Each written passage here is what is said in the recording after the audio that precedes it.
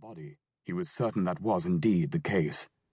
For a start, the man, for it was a man, was almost certainly English. Fair hair, now lank and sodden, but nevertheless well cut, clung to a broad forehead and cheeks that, originally, had held the sharp angles and clean planes that were hallmarks of the aristocracy. This man had been well born, but now, experienced eyes scanning the ungodly tangle of long, once elegant limbs, tracing the unnatural angles and impossible contortions of bones forced into positions they simply could not, should not ever be in, Roland felt something in him seize, with pity, with horror, with outright shock. What manner of rack had this man been placed upon? The man had fetched up on his stomach, his head turned toward the sea, his shoulders askew, his spine twisted, arms and legs hanging like limp twigs.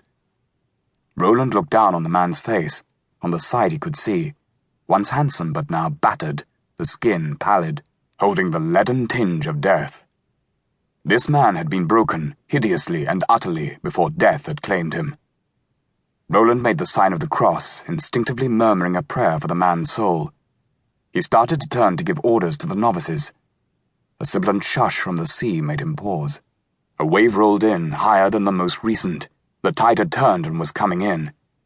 The wave reached the man, washing up around his body, lapping at his sodden clothes. The water came high enough to briefly cover the man's chafed and parted lips and his nose. Roland had seen no reason to try and prevent that. Then he saw the thin stream of bubbles escape from the man's mouth. "Good God!" Roland shot to his feet. His heart was pounding. But he was the infirmary. The sea receded. Roland swung to the novices, now gathered in a curious group 15 paces away. "You! Godfrey!" Roland pointed to the leanest and fittest of the bunch. "Run back to the priory and fetch the stretcher. Ned and Will, you go too, and bring back my medical bag, and the bag of splints and bandages. Go, now, and run!" He didn't need to make any further exhortation. The 3 boys shot off like hares, racing and leaping up over the dunes, making for the path to the priory on the headland. Turning back to the unknown man, Roland wondered if he was doing the right thing, if there truly was any point, any hope, if what was to come would ever be worth the price. Yet he was God's man. He had no choice. He had to try.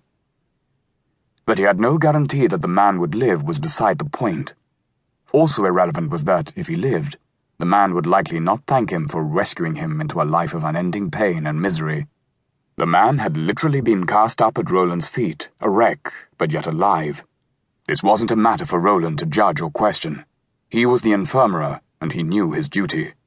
To him fell the task of saving this life. Mind re-engaging with that task, Roland swiftly assessed, then blew out a breath. For the novice's benefit, he said, "I don't want to risk shifting him until we've done all we can to stabilize his limbs." That was what the splints and bandages were for. Thinking of how many splints he had in his bag, and how to use them, he ordered, "Ben and Cam, do you have your knives with you?" Both boys nodded. "Good." Roland pointed down the beach. "There's a stream that runs into the sea along there. Follow it back a little way and you'll come to some reed beds. Cut as many reeds as you can carry and bring them here as soon as you can." "Yes, Brother Roland," the pair chorused, then turned and jogged off. "Brian and Kenneth, collect all our baskets and stack them by the path to the priory. We can pick them up later on our way back, then return here." "Aye, Brother Roland." Roland turned to the 6 boys left. "We can't move him yet, but we need to keep the water from him as best we can. So we need to build a wall of sand to keep the tide back until the others return with the supplies and I can bind him. So?" All he had to do was point to where. The novices were still young enough to enjoy building walls in the sand.